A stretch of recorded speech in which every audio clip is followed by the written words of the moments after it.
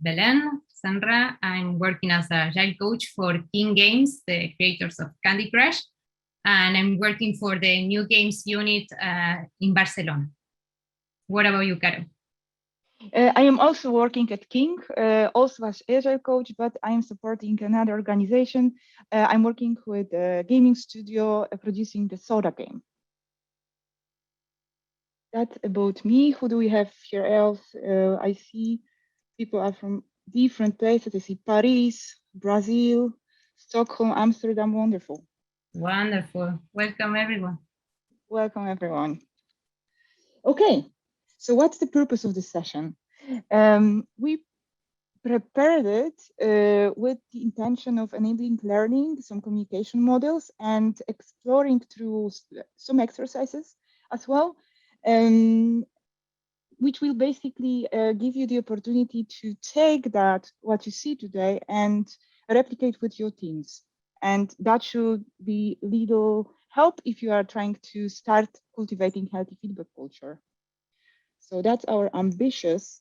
And the first exercise is the check-in that we usually do with our teams in the feedback sessions that we run. This is using the feelings wheel created by Dr. Gloria Wilcox. It's amazing. You see in the center the basic emotions and then an explosion of different kinds of feelings. And it's really good to introduce you into the language of feelings. So the exercise that we have for you is to grab one dot and move it around and pointing out to how you are feeling today, right now in this moment. So you can grab your dot and move it around to the feeling that represents your current state.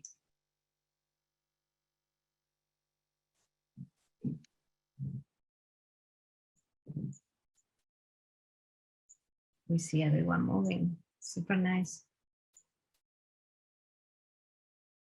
Playful, retired, yeah. For some of us, it's almost the end of the working day. Proud, interested, curious, eager. That's really nice. Thankful. So this is a nice way of checking in with your teams, how they are feeling. And now let's move to the next exercise. Yes. And it's revealed now. So now before we dive into content, we have for you three quick questions. Please read the instructions, which you can see in this little gray frame here, and follow the 3 steps accordingly. You can type in those prepared post-its. As I was mentioning, you need to switch to editing mode to do that. And to answer those 2 additional questions, again, you can pick those dots and place them according to how you feel or what your answer is. And as mentioned before, we won't be here challenging any of your answers. This is really just a check-in with you.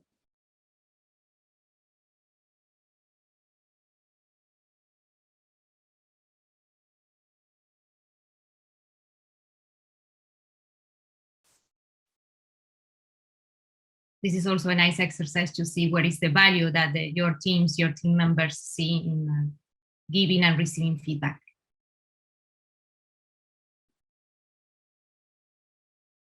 Improvements, growth is repeating a lot.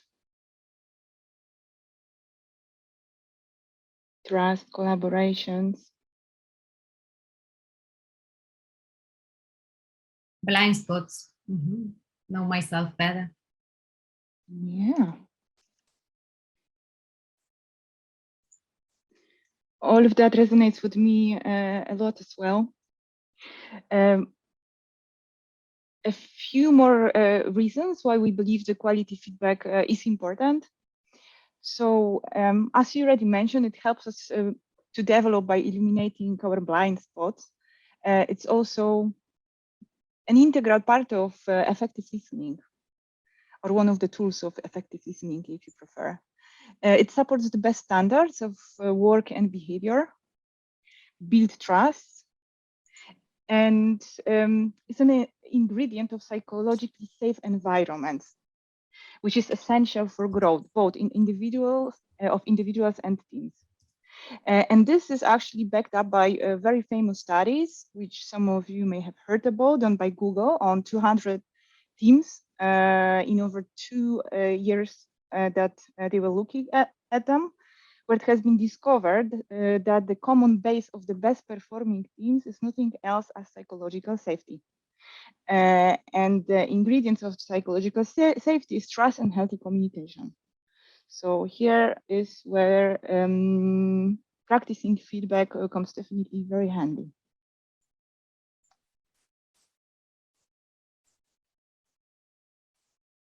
And so we are moving to the first block of actual content. And this is about types of feedback. This block will have 2 parts. In the first one, I will be talking a little bit. In the second, I will invite you to some dialogue. And to start with, one way of systemizing feedback is arranging it in accordance to 3 categories. And so we have appreciative, evaluative, and coaching types of feedback. Now let's zoom in a little bit and look at the appreciative one. So absence of appreciative feedback can give hole in any relationships. And the purpose of the giver is basically to see, to acknowledge, to motivate, to express appreciation, to thank the receiver. To give you some examples, it could sound, for example, like that. I admire your ability to build relationships with people, even in so challenging circumstances. You join us as in this remote setting, and I already observed on several occasions how people enjoy your presence and the positive impact you have on the team dynamics. So as you can see, this feedback is very specific. It is also authentic, which is almost like a natural conclusion from the fact that we have observed, were reflective on what we observed, and took the time to celebrate the mentioned quality together with the person who's sharing that. Regarding the love of language, that it's also here posted on the board. Well, ideally, we'd like to match the receiver values. It comes with some experience and learning of our communication partner, and some people may have maybe more sensitive to words of kindness, appreciation in like one-to-one settings. Others would maybe expect some acts of service, quality time, little symbolic gift, material reward, or acknowledgement in a social setting. Being aware of these preferences, it gives us basically the chance to better connect and have stronger impact. So we may, just to give you some examples, consider giving some extra time as an option, extra time off to a person, or kudos during retrospective, which some of us may be practicing. We can also express some appreciation in company channel or even social media if we know that someone really appreciates that kind of language. And now let's move to the evaluative one. So this one is really the loudest, and it can drown out the other 2. If completely absent, it may be guessed and looked for in completely random context. So here for some examples. You have shown improvement since we spoke last time in how you are sharing the information with the team and collaborating. Or like very specific, you got 78% score in the given test or whatever, or you need to try harder in a specific area or context. So few tips regarding evaluative feedback. Be clear of your intentions. Do not try to make a coaching session out of it, coming with a bunch of open questions or tons of advice won't help you in delivering the message that you intend to deliver. And it won't either help the other person who may end up feeling quite confused and overwhelmed. So make sure that your intentions are clear, you show empathy, you listen out to the receiver, and you may schedule time to discuss together the way going forward, but let it think first. So later, when we will be discussing the radical candor model, we will see how we can go straight forward to evaluate feedback with the right attitude. And as for coaching, so the giver purpose here is to help receiver expand knowledge, sharpen skills, improve capabilities, or to address the giver's feelings or imbalance in the relationship. It is not valuable if it is not invited. So we should always check in if the person actually wishes to receive coaching from us. It may be perceived as evaluation, and it's, well, cross transaction sensitive. It means what I basically mentioned. So it can make it can become unheard if mixed with evaluation, and it will be stronger if mixed with appreciation. So now, just as for a quick summary, why do you believe that this is important to understand that there are different types of feedback?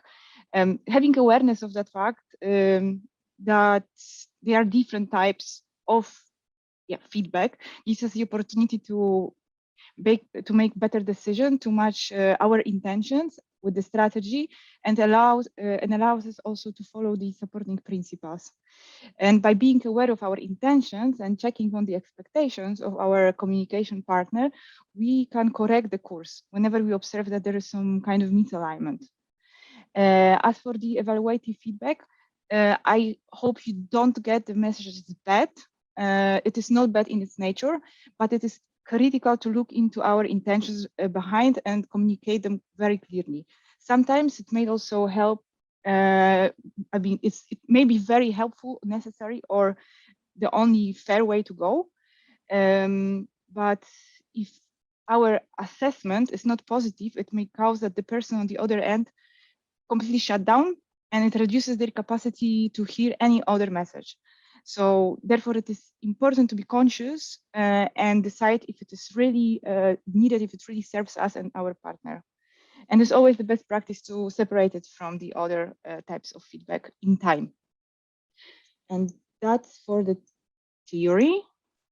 Now, a little exercise that I invite you to share with me. If you could think now about a manager and a peer. It can be someone that you are working with right now, or it could be also someone from the past. And you see here are those little avatars of both.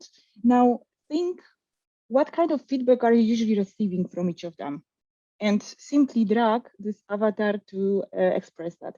So if you have a manager who gives you a lot of appreciation, please drag it here, and peer maybe is trying to coach you very often. Move it here.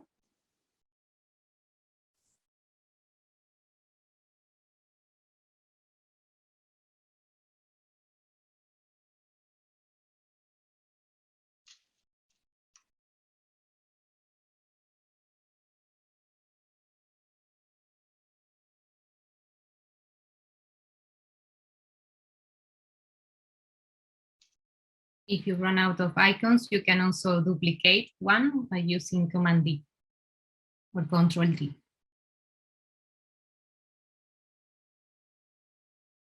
Nice.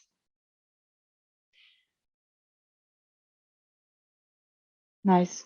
So I basically want to leave you with this, with one reflection. Think if this is the kind of feedback that you are actually most hoping for. So would it be helpful if you got different type of feedback from your manager or peer? Is that maybe the reason why you sometimes feel a little bit unsatisfied or frustrated? And if it is so, then maybe it's worth aligning on that. And I would also like to share with you another option of an exercise that you can take with you and to do with your teams. So basically, you can try to engage into conversation. around the strategies that people can take, how they can communicate if they would like to reach a better alignment on the expectations. And that is for this block. Thank you.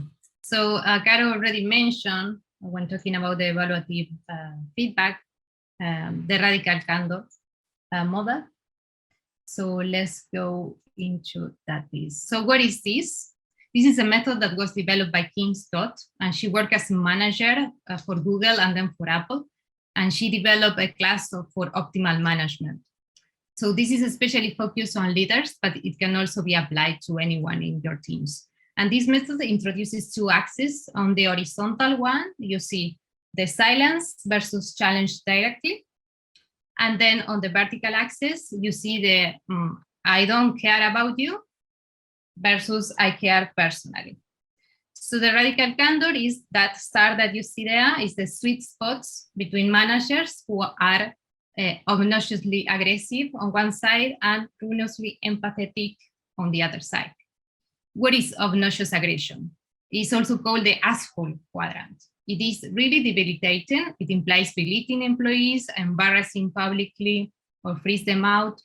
And this gets great results in the short term, but in the long term, it leaves a trail of dead bodies.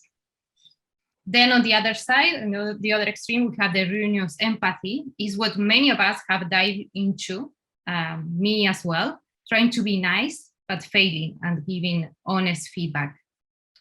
So I want to tell my story of how I learned radical candor using the evaluative type of feedback that Caro mentioned. I had once an agile coach in my team. I was her manager, and during his probation period, the feedback that I got from the people working with that person was good. Christmas was in the middle, so people in the teams were absent for some weeks. I couldn't gather more feedback. And when the end of the 6-month probation period was near, one key stakeholder that was working close to that person told me that he was very disappointed with the performance of this person. There was no alignment at all. So then I needed to react faster because the probation period was about to end. And after getting an agreement with HR, I needed to sit with that person and have a radical candor conversation, given evaluative feedback in an honest challenge directly, but also care personally. I told this person, you have a good mindset, the right capabilities. I really want you in my team. And that's the care personally part. And at the same time, I need you to find alignment with this key stakeholder and bring focus on how you prioritize your work. Otherwise, you will fail your probation period. And I also want to help you by providing this mentorship program. So that's the challenging part, the challenge directly part. At the end, he reacted well and he followed the plan. And I'm super glad to say that he succeeded in his role. So radical candor is about being a partner, not an absentee manager, neither a micromanager. It's about caring personally and humanly for the people, which is hard if we were taught that being professional is leaving out the emotions from the room, and it's also about challenge directly, which might also be hard because some of us, when we were children, we were told, don't say anything if you don't have something nice to say, right? And this model is not just for criticism, for constructive feedback, but it's also about praise, but being specific and sincere in praise. And if we go to the next frame, we will see that radical candor has some attributes. Is Really yes. sorry, because I had some. Yeah, I will start sharing. Radical candor is HIP, so remember that acronym. It's humble, so you need to ask if it is the right moment for that person to receive your message, and be curious. Deliver your feedback firmly with supporting rationale, but open for a pushback and a conversation there. It's helpful, so that clarity, offering that clarity is a gift, actually. And if you can, also offer your active help. It's immediate, so you remember the specifics about the feedback that you are giving. is in person or possibly even in a video one-to-one, but seeing the face of the person, the reactions, that's really important. So you can get a feeling that the message was understood. 19% of the communication is non-verbal. So that's really, really important to see the reaction and tune your message accordingly. Then we have private criticism and public praise. You can use this as a rule of thumb. So give praise publicly, criticize in private. And not about personality. This is also super important. So make it specific about the task, the work in itself, not about the attributes of the person, not putting labels on the person. And now let's go for the exercise. I want you to reflect. So before we were reflecting what kind of feedback you are receiving, now let's reflect what kind of feedback are you usually given at work? What is your most usual style? So you can grab one dot and move it around. So is your style manipulative insincerity because you are silent, you don't care when you give that feedback, is a fake feedback? Or you are going more into ruinous empathy because I don't know really how to challenge people. I don't find the courage like it happened to me. Or is radical candor? Yes, I'm striving to be clear and challenge the people because it's helpful for them. Or I'm just a jerk and I'm being obnoxious. I hope that's not the case. Not in this room. I hope not in this room, but don't beat yourself if it ever happened to you. I imagine that we can always be better. Okay, nice. So we see some dots moving around. Ruinous empathy, radical candor. Yeah, that's a natural way. That's a natural way, our natural journey. Yeah. Okay, thank you. The only one question here, I see if the obnoxious aggression is something that people are aware of in terms of very good question. Very good question. What happens is that many times they are not aware that they are actually being in this way. So one good way in which you can use this same framework, this radical candor axis, is in your one-to-ones with your team members. You can use this model. For them, you can print it, and after the one-to-one, check with them. So how have I given the feedback? What do you think? And in this way, you can improve. That's a really nice way of developing your self-awareness.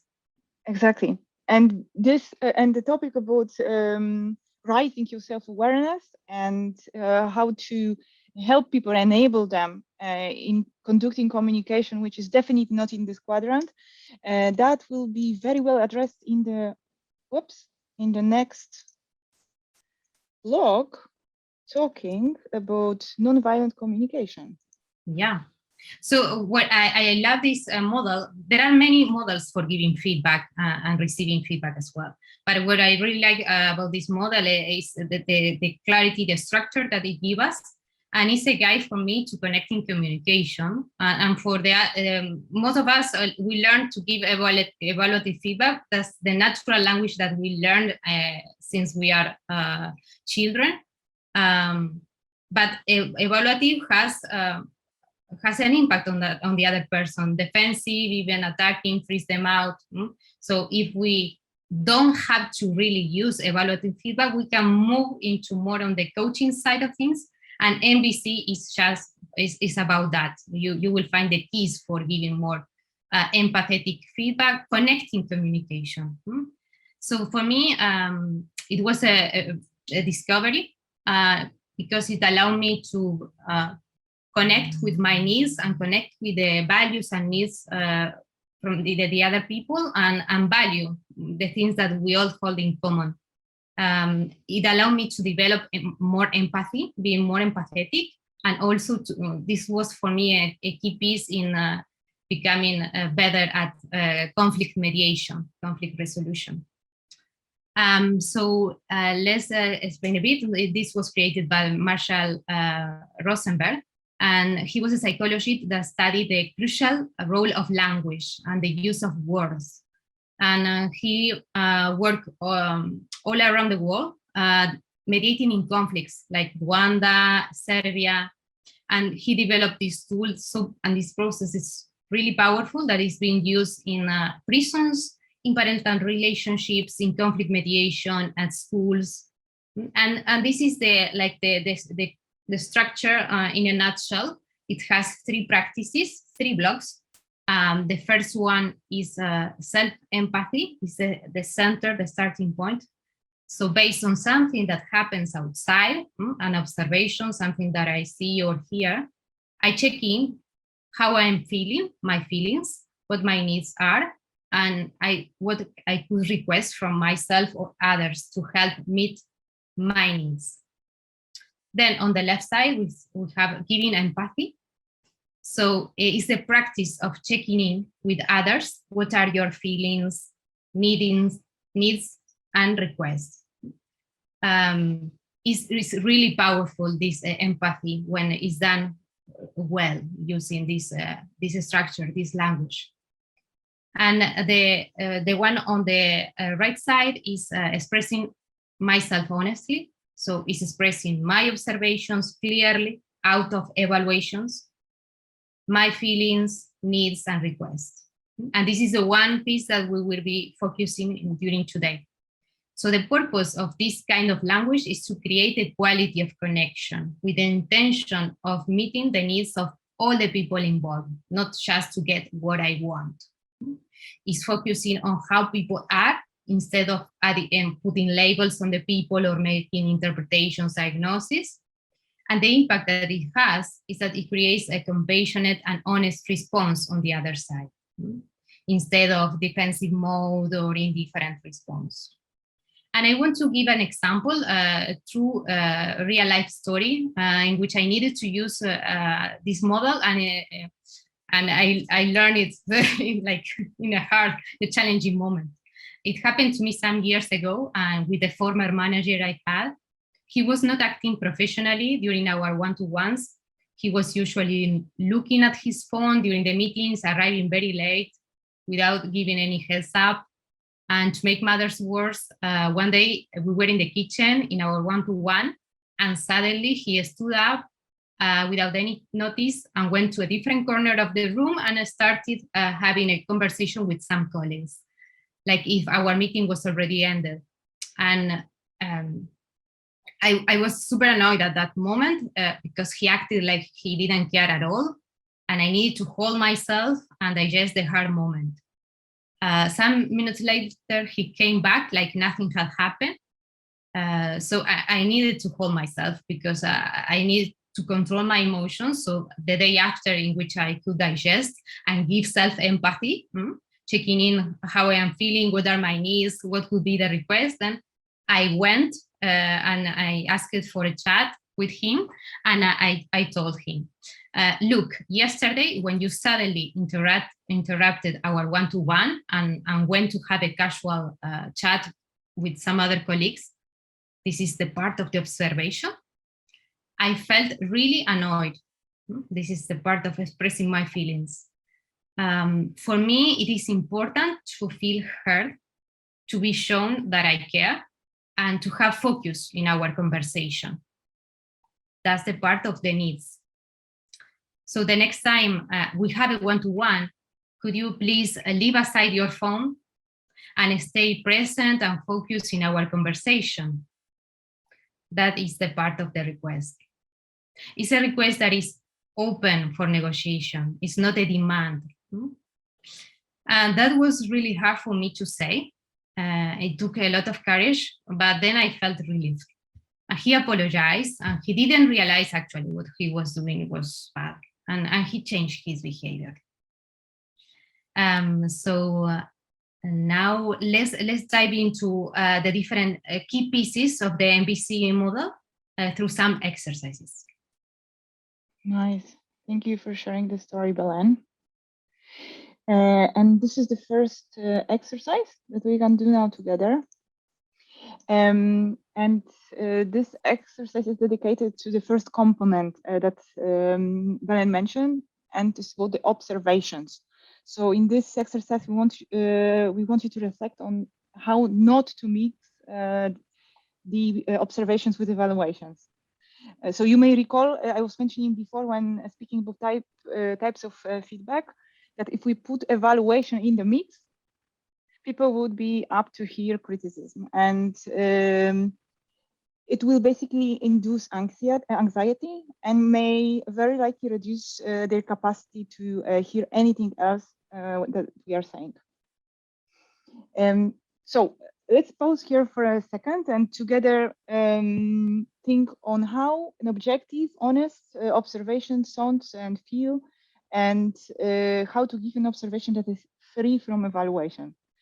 How does it work, this exercise?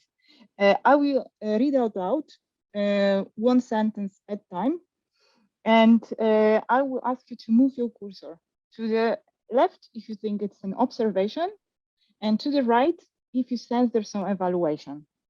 And then I will share with you the right answer in this case. So let's start with the first one. My manager hardly gives me any feedback. What do you think it is? Does it sound to you like an observation? Do you sense there's some evaluation? If you could move your cursor. Is it possible that I don't see the cursor? Yeah.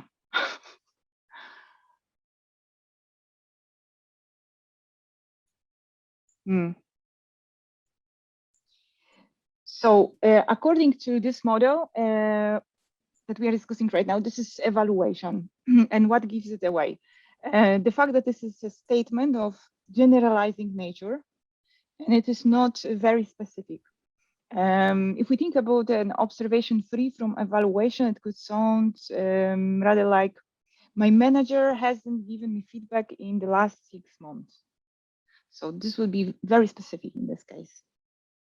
I know it can be confusing. So let's try with the second one. The boss is procrastinating around this decision. What do you think? Does it sound like a objective observation to you? Or do you sense there's some evaluation? I think we are a little bit more divided on this one. So again, this is an evaluation. As calling behavior procrastination is adding our interpretation. And again, sounds a little bit more like labeling. Observation free from evaluation could sound like the manager told us she would announce her decision by last week, but we still haven't heard anything. So totally objective statement, what we observe. Thanks. And let's try with the last one, which sounds, you are always arguing with me. So what do we think about this one?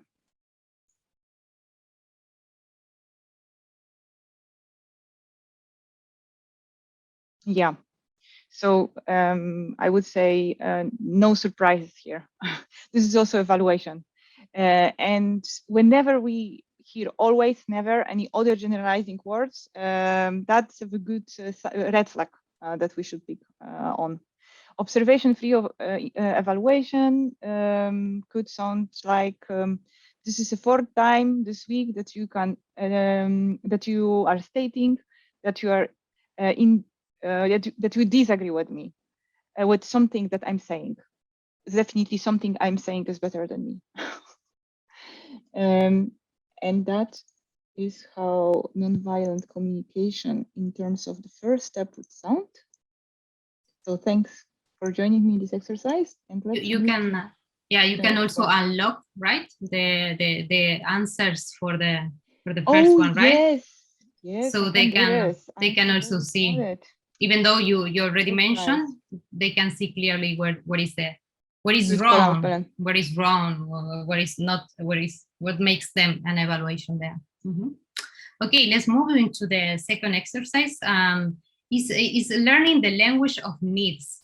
Is key in nonviolent communication, learning about the needs. And this is important for practicing self-empathy. What do I need when I'm feeling something is wrong, but what is my need there? and then to develop empathy with others. And for conflict mediation, this is super important because it's finding that common ground. Because conflicts usually arise in the solution space, in the strategies. But if we go back to the needs we will find are neutral, are universal. There is a common space in which we can get empathy and find a common ground for everyone. So let's explore the needs using this exercise. And so I will give you one example. The idea is to find out if I have a thought in a meeting, what could be my need if I have this thought during a meeting. So the example is, he's irresponsible. We all agreed to let someone know if we weren't going to show up. So in this case, my need when I think about this sentence is that I really need consideration, respect, reliability that I'm not getting from that person, right? So that is my the values, the needs that is I'm not having, I'm not meeting, and that's why I'm saying that he's responsible. If you go below into the section you have in that corner, you will see the language of needs, the basic needs. This is important. In the beginning, I always use this cheat sheet because I didn't know this language. It was new for me. So you can use it now, and I will give you a few minutes. I will give you 4 minutes, so you can go through these 3 sentences and explore what could be my need if I think this is boring, and go through the 3 of them. And below you will find some tips. That needs are universal, as I said, are abstract, are not tied to people, things, or concrete actions, are neutral, and they don't generate conflicts like strategies might do.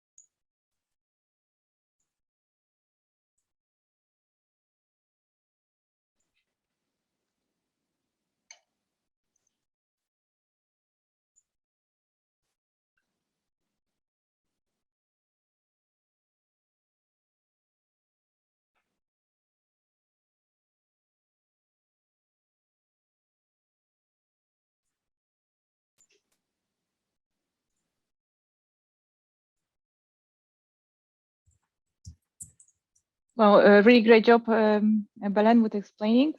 This is a confusing concept in the beginning for many, and I see that you are really nailing it. And most of those posts here definitely describe needs. One which seemed to be a little bit confused here is the one mentioning disappointed. To me, it sounds rather like an emotional state than a need that we have. So if we are disappointed, that's a good place to start to think, why am I disappointed? So what is the need behind it, behind this feeling? And meeting that need would make me then feel, well, happy or satisfied. Yeah, maybe we can stop the timer because I think They are done. The same happens with concern. Concern, I would say, is more a feeling. So then explore why I'm concerned, or what is the underlying need that is not being met. So if we go to the first one, this is boring. Yes, fun, you mentioned.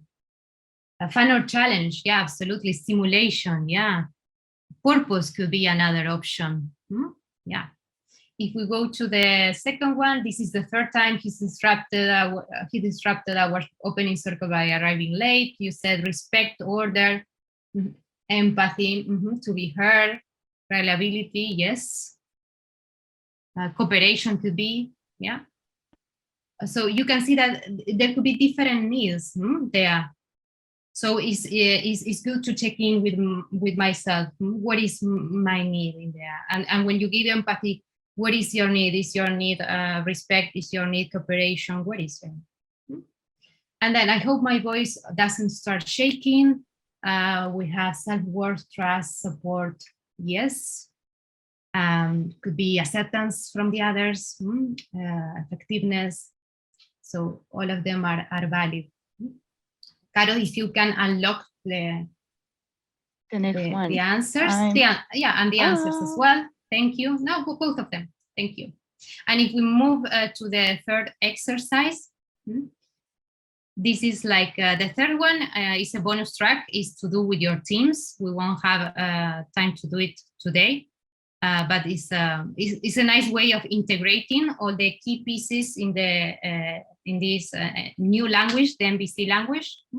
For exploring the feelings, a good exercise is using the feelings wheel that we use in the beginning, in the check-in.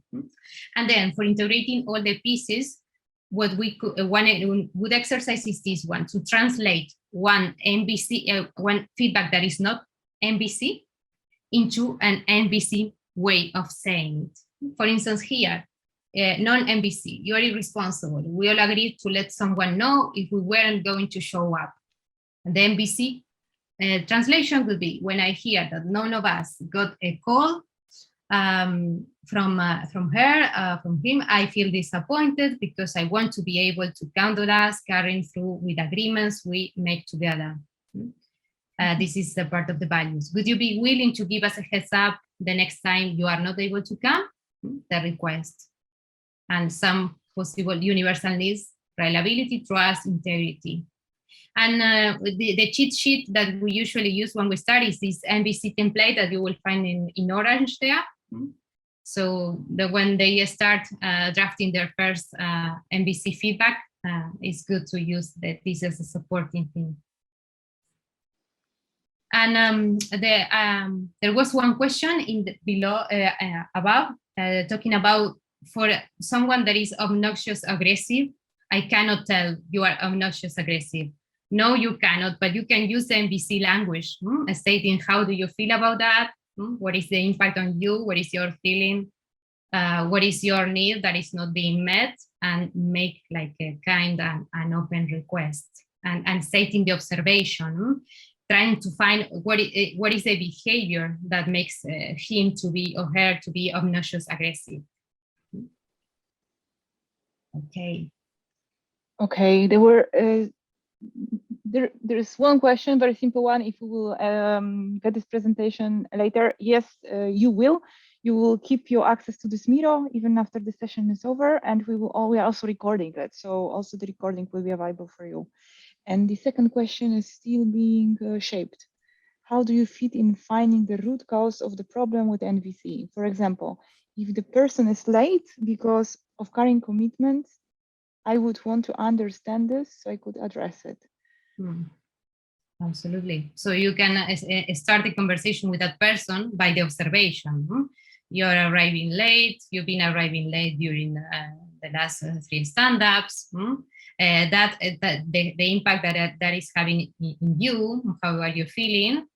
Or how is it? What is the impact on the team? What is the need? We need reliability, trust, and then open up and see what's happening on the other side. But you are being open, honest, and vulnerable because you are stating what is your emotional impact. Absolutely. And maybe it wasn't so clear. Like, so when we are talking about this model, it's so well structured. It doesn't mean that you have to have it and go and robotically just go through all the steps. That's not the way it works, for sure. In real life, I imagine it will be much more flexible. If you really care, you will be open to what's coming from the person you talk with. And yeah, you will be checking in if your observations, as Belen mentioned, are objectively true. And you are never demanding. So the last part where you are talking about the request, it really is a negotiable request. It is not a demand. So if you hear the needs on the other end, you will for sure find a common ground where you can meet both needs. And this may look in many different ways. So that was very nice. And so we are now at the consolidating all the learnings step. So originally we meant to run this exercise by breaking you out in groups, but we are a little bit tight on time. So maybe we'll do it differently. It's a very simple exercise really. How it works, and we will do it now all together, is that we invite you to go post-it by post-it, read the example of feedback that is being stated there, and answer whether this is good or poor feedback. And the answer is simply possible by moving either a green or an orange dot next to the post-it. Don't necessarily rush, take your time, go through the post-its as you have time. And we will see where are some controversies and maybe discuss a couple of those examples.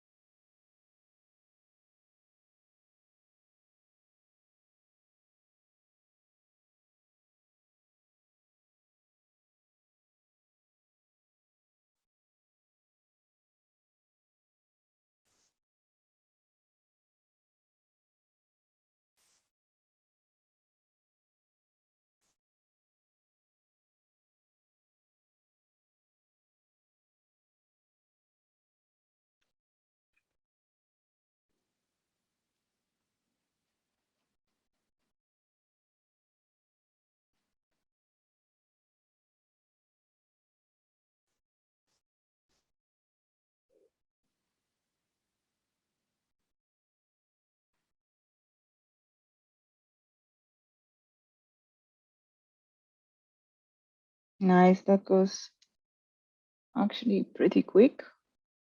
Mm-hmm.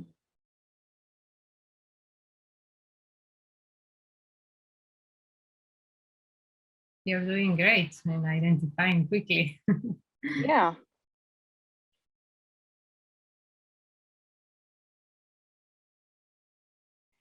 Should I start revealing Yes, the yes. right answers?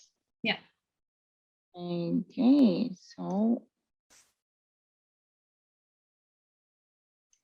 you can read here some tips and justification of what we believe the given piece of feedback is. And maybe we can take one or two of the ones that have more controversial that we saw green and orange dots. Absolutely. If you like to start, Belen, go ahead and we'll here clean up this board. Yeah. So, for instance, we have one here on top. The presentation you gave this morning was super clear, exactly what the stakeholders wanted to hear. It made me feel confident about the project plan. So it's praise and it's being specific and sincere, stating the impact, how it made you feel. So it's stated in a positive, in a good way. It's good feedback, I would say. Taking other example that says doubting a lot with this one. You are doing some tasks of a leader role, but it's not what we expect. Yeah, this is a kind of controversial one. If we leave it like this, and we don't add anything else, actually it's not specific. And it's a bit like sharing, like you don't care personally about the other person, because you are not giving things, and you're not being clear about helpful. What the other can improve, right? And this is a real life example that I heard last week, actually. So this is, for me, was really sad to hear this, that one person was told that thing from a leader, and like, if that leader doesn't care about the development of that person, right? Because it's not being specific. And let's maybe take the last one here that was controversial. Your help with onboarding Alex into the team in a fast and clear way was invaluable. You could not have delivered in time without your help. We could not have delivered without your help. So this is a prize in a very specific and a sincere way. So you are here describing what exactly did you like, what value did it bring to the team, and how much you're appreciating it. So that's excellent, we believe. And yeah, so you still have access to this board. So if you want to read later what we think of the others, that's absolutely fine. So if we think, where to start? So you can use this exercise all together or separately. You can pick. And what will make it very powerful is if you are able to share your own stories and examples. So this is, of course, a very vulnerable way of doing things, but guess what? There's no better power than being vulnerable with your teams. So if you have some stories to share, do it, and you will see the impact. We almost guarantee it. Yeah, and real life examples from your context, right? So people can connect better. And for instance, as example, with teams that are starting with feedback, you can use for the check-in the feelings wheel. Then what we went through, the why is feedback important, explaining the different types of feedback for them to be careful on how to use the feedback. And then MVC model can give like a good structure as a starting point. Then you can, for instance, do some role playing for them to see what is MVC feedback in practice, and then going for some real life rounds of feedback for them to practice. And then as a checkout, you can use the feelings wheel again, and we will do it in just a moment, so you will see it in action. Yeah, and for the teams and leaders that already know some basic theory around that, well, the feeling wheel works for everyone. Radical candor model, it's actually really targeting the leaders. Not, I mean, it's for both, right? But it is very helpful to leaders specifically.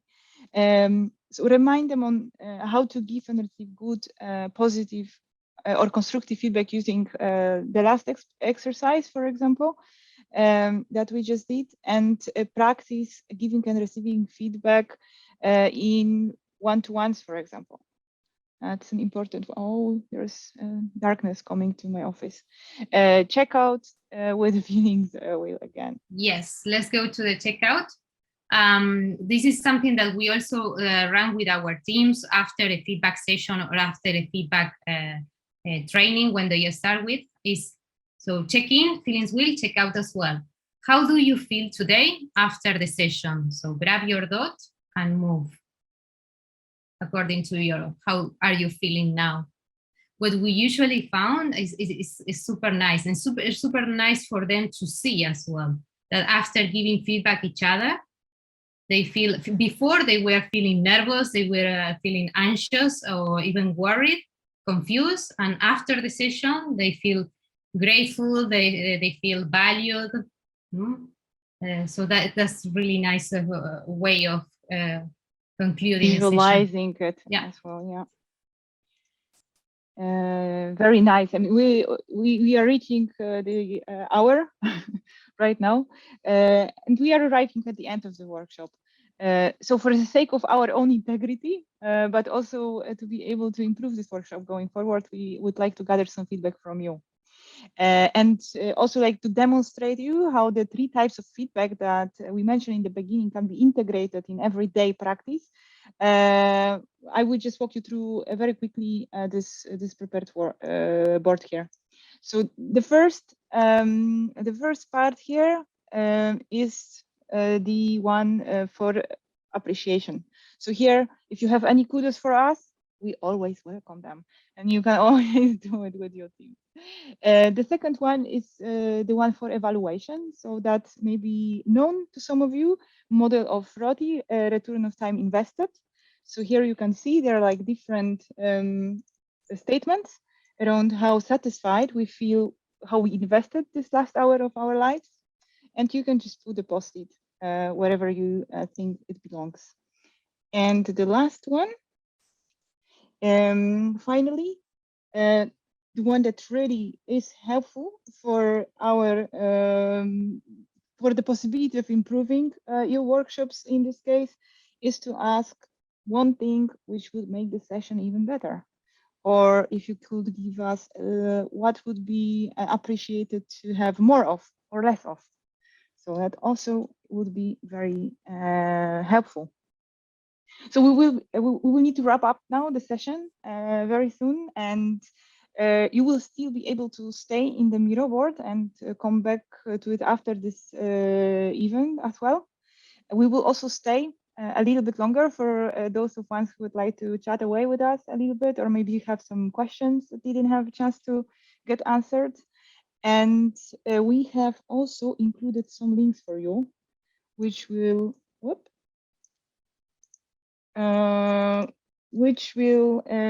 yeah, give you some sources that were very helpful for us to create this content. And as well, if we are not yet connected in LinkedIn, please chat up us there as well. Thank you very much for coming. It was great to see you. Thank you so much and for engaging.